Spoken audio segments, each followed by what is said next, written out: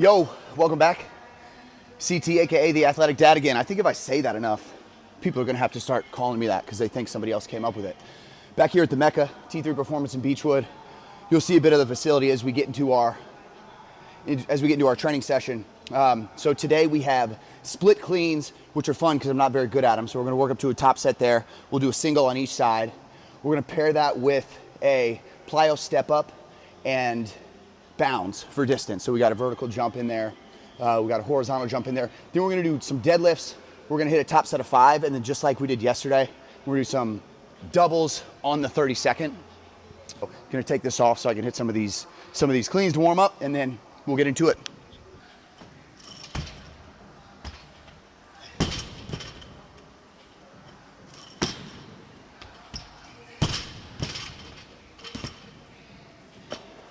Coming in here because I know it helps me show up as a better husband. I know it helps me show up as a better father. And those are my two biggest roles that I've got in my life right now.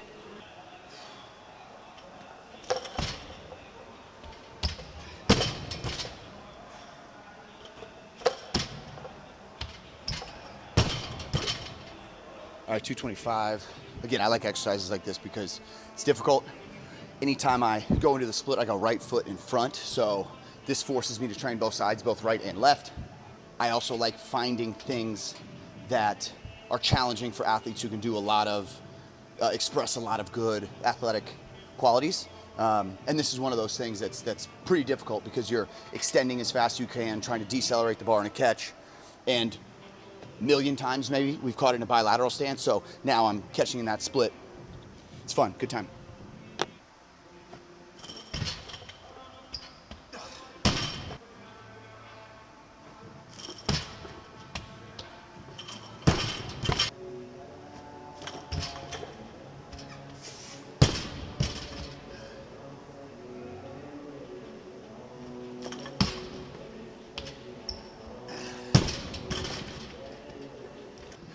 All right, we're into our repeat bounds. Moving down here to the 30, give you a nice view of this gorgeous facility.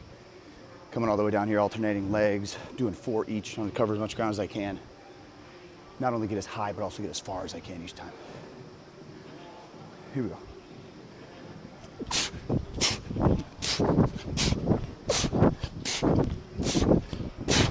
Yeah, I love those.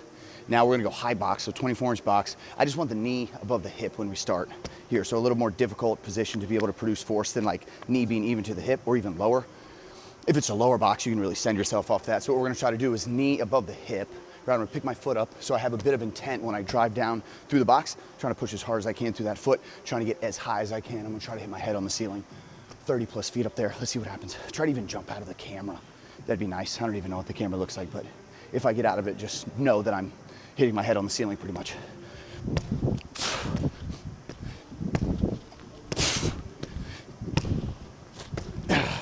I want to be as powerful and as fast as I can here.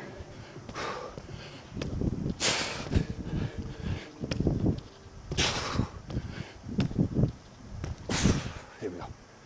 Like 275, noticed as I was going down to catch, I was trying to make it as bilateral as possible. I was bringing that back leg real close. So I'm trying to finish pretty long, just like I would if I was jerking overhead. So one on the left, because that's the hardest for me, and then one on the right. Let's see what happens.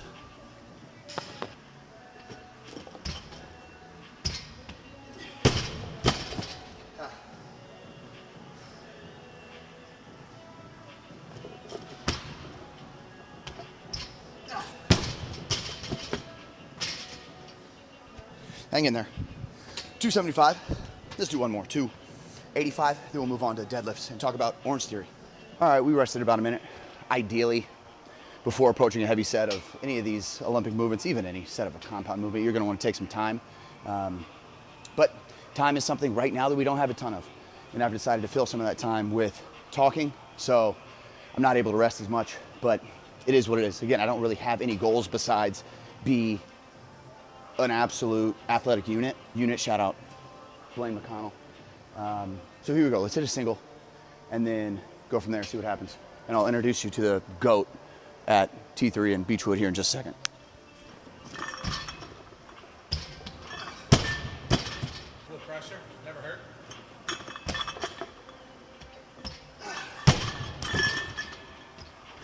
All right, 285, smooth.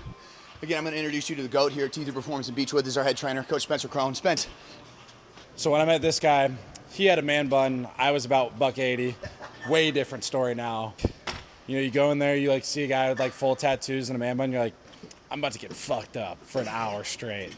And then lo and behold, like, you know, you keep grinding, you keep getting in there and like build great relationships. And now you like want to be a coach and you're like, shit, like this is maybe like something I want to do. And then, you know, like you do it for a little bit, you know, you do like something on the side, like, you know, as you're still in school, like keep getting better at it, you know, keep getting more reps, keep getting better at it. And then, you know, he's like, one day he's like, hey, dude, we're about to open this facility up in Beechwood. And I'm like, sweet, like I'll come just check it out. And then he's like, hey, dude, in 3 weeks I'm getting married. Are you cool to take this stuff? And I was like, sure.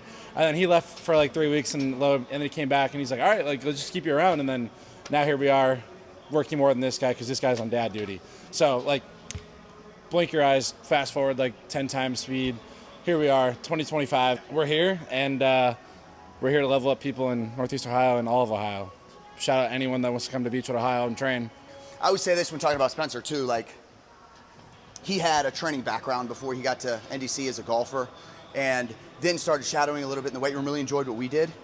But the biggest thing with him was, one, he was available to be able to do some training. It was something that he was interested in doing, so he opened up his schedule to be able to do that. And then when he got into it, it didn't matter if he didn't know anything about training. Again, he did have a pretty good base and an understanding of it, but because of his personality, because he's smiling all the time, because he's somebody who walks into the room and people turn and look at and want to be around, this is what started developing him into finding his own voice as a coach and being a really elite coach. Again, you don't have to know all the X's and O's in strength and conditioning to be a good coach. It is helpful to learn that stuff, to train yourself for a long time and see what works, see what doesn't work. But the biggest thing is just building a community and a culture and building relationships with the individuals you work with. And this dude does it better than anybody I've seen. So like, that's what's been so awesome about him. And they've done an awesome job. And now he's running all of our stuff, runs our internship program, runs all the performance training, and he's just the best. So like, really good guy to be able to learn from. But this is Spencer, again, the GOAT here at T3 Performance in Beechwood, and you're gonna see plenty of him moving forward. Let's get to deadlifts. Yeah. Nice.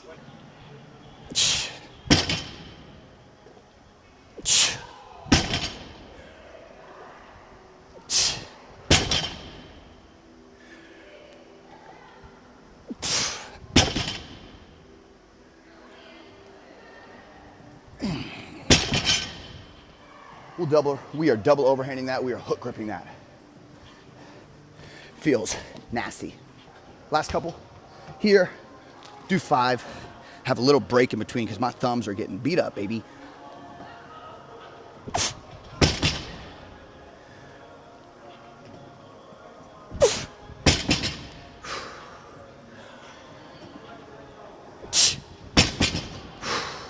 Hang in there, thumbs.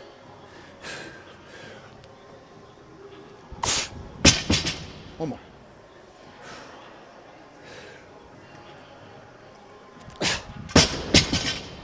All right, let's get to those EMOMs. Got a couple minutes. All right, we're gonna go 405, 2 reps every 30 seconds on the 30-second for 6 sets. So we're getting 12 more reps in here at 405. Then we're gonna hit some Nordics and get out of here. I'll show you a couple of these sets and then we'll be out.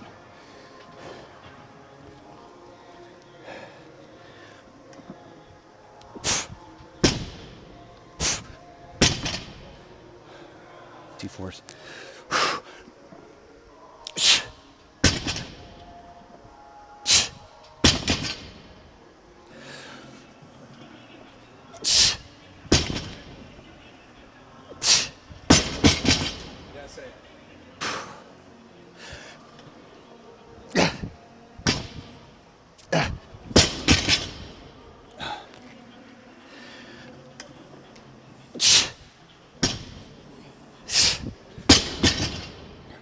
One to go.